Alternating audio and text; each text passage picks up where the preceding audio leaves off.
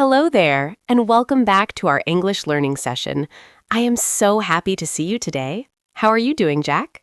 Hi, Emma. I am doing very well. Thank you for asking. I am excited to learn some new English phrases today. How are you? I am wonderful, thank you. It is a beautiful day to practice English. Today, we are going to talk about something everyone does, but sometimes finds hard to describe in a new language. We are going to talk about daily routines. That sounds very useful, Emma. I often struggle to explain what I do from the moment I wake up until I go to sleep. It seems like simple words, but I get stuck. That is perfectly normal. Daily routines are the foundation of conversation because they use the present simple tense, which we use for habits and facts. Are you ready to start at the very beginning of the day? I am ready. Let's start from the moment the sun comes up. Perfect.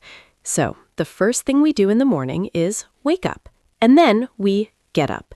Jack, do you know the difference between waking up and getting up? I think wake up is when my eyes open and get up is when I actually leave the bed. Exactly right. Many people wake up at 6 o'clock, but they don't get up until 6:30 because they like to stay in the warm blankets. What about you, Jack? What time do you wake up? I usually wake up at 7 o'clock, but I am a bit lazy. I stay in bed for 10 minutes, then I get up at 7:10. After I get up, I usually stretch my arms. That is a great habit. Stretching is good for the body. After you get up, what is your next step? Do you head to the kitchen or the bathroom? I go straight to the bathroom. I need to wash my face and brush my teeth. It helps me feel more awake. Do you use the word grooming for this, Emma? Grooming is a bit more formal. We usually say getting ready or freshening up. After you brush your teeth, most people take a shower or have a shower. Both are correct in English. In the United States, we usually say take a shower, while in the UK, they often say have a shower.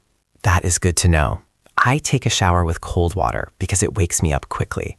Then I get dressed. I pick out my clothes for work. Very good. Get dressed is a key phrase. After getting dressed, it is time for the most important meal of the day. Do you make breakfast or do you go out to eat? Oh, I always make breakfast at home. I usually have cereal or toast and a very large cup of coffee. I cannot start my day without coffee, Emma. How do you say it when you drink something very quickly? We have a great word for that. You can say gulp down or bolt down. For example, I gulped down my coffee because I was late, but hopefully you have time to sip your coffee slowly. I try to sip it, but usually I am in a rush. Once I finish breakfast, I check my phone for messages and then I leave the house. In a rush is a perfect idiom for being in a hurry. Now, let's talk about the commute. The commute is the journey you make from home to work. Jack, how do you commute to work? I commute by bus. The bus stop is just a 5-minute walk from my house. Sometimes the bus is on time, but sometimes it is delayed. That is a very common situation. If you don't take the bus, you might drive to work, ride a bike, or take the subway. When you arrive, you start work or clock in if you work in a factory or office with a timer. I start work at 9 o'clock. I sit at my desk and I check my emails. This takes a lot of time. Then I have meetings with my coworkers. Meetings can be long.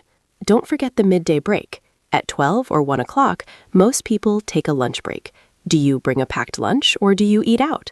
I usually bring a packed lunch to save money. I eat my sandwich and talk with my friends. After lunch, I feel a bit sleepy. We call that the afternoon slump, right? Yes, the afternoon slump. To beat the slump, some people have another cup of tea or a small snack. You continue working until you finish work or wrap things up.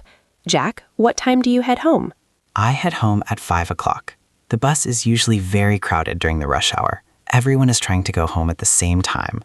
The rush hour is the busiest time for traffic. It can be quite stressful. When you finally arrive home, what is the first thing you do to unwind? To unwind, I take off my shoes and change into comfortable clothes like sweatpants. Then I make dinner. Or sometimes I order takeout if I am too tired to cook. Unwind is a beautiful word for relaxing. Many people like to watch TV, read a book, or listen to music in the evening. This is our leisure time. I love leisure time. I usually scroll through social media for a while, which I know is a bad habit, but it helps me relax. Then I do the dishes because I don't like a messy kitchen in the morning. That is very responsible. Doing the chores, like washing dishes or doing laundry, is a big part of a daily routine. Finally, the day comes to an end. We get ready for bed. We might set the alarm for the next day. Yes, I set my alarm for 7 o'clock again. I turn off the lights and I crawl into bed. I usually fall asleep very quickly. And then the cycle starts all over again. That is a complete daily routine. You used so many great verbs, Jack. Let's review some of the vocabulary for our listeners. Great idea. We talked about waking up and getting up. Remember, they are different. We talked about taking a shower, getting dressed, and making breakfast. We also mentioned the commute, being in a rush, and starting work. Then we had the lunch break and the afternoon slump. And for the evening, we used unwind, head home, do the chores, and finally fall asleep. You did an amazing job today, Jack. Talking about your routine is the best way to practice the present simple tense. I wake up, he wakes up, they wake up. It is very consistent. Thank you, Emma. I feel much more confident now. I can explain my whole day in English. I hope our listeners can do the same. I am sure they can. To all our students listening, try to write down your own daily routine using these phrases. Practice saying them out loud while you are doing the actions. It helps the words stick in your brain. That is a great tip. I will do that tomorrow morning while I am gulping down my coffee. Just don't burn your tongue, Jack. Thank you everyone for joining us today. You are doing a great job with your English journey. Keep practicing and stay curious. Goodbye, everyone. See you in the next lesson. Goodbye, and have a wonderful day or a peaceful night wherever you are. See you soon.